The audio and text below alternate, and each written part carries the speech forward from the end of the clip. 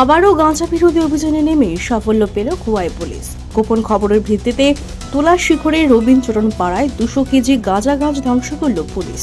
ভোর রাতের দিকে অভিযান সংগঠিত হয়। আনুমানিক এই গাঁজার মূল্য প্রায় 2 লাখ টাকা হবে বলে জানান চম্পা হাওড়ের থানার ওসি অজিত দেববর্মা।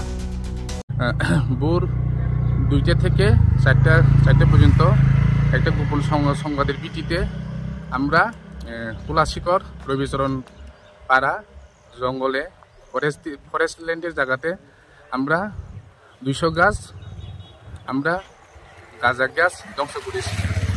এরপরে ধ্বংস করার এটা অনুমান মূল্য হচ্ছে 2 লক্ষ টাকা। এই অভিযান আমরা সবসময় জারি থাকবো। আর এলাকার মানুষকে আমরা রিকোয়েস্ট করেছি এই অভিযানে আমাদেরকে সহযোগিতা করার জন্য, আরও যাতে ভবিষ্যতে আমরা এই অভিযানে যাতে সফলতা যাতে আমরা অর্জন করতে পারি। স্যার কাউকে অ্যারেস্ট করতে পেরেছেন? না, এটা হচ্ছে আমাদের এখানে ফরেস্ট ল্যান্ডের যেহেতু জায়গা ফরেস্টে আছে, সে কারণে এখন পর্যন্ত আমরা এই ব্যাপারে এখন তদন্ত ইনভেস্টিগেশন চলছে।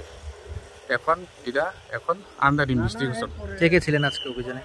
এই অভিযানে আমি, আমাদের এখানে এসআই রাজনীতি গ্যাং, আরও পুলিশ, আর আমাদের সাথে 6 ব্যাটালিয়ন টিয়ার সাথে যৌথ সহকারে এই অভিযানটা আমরা করেছিলাম।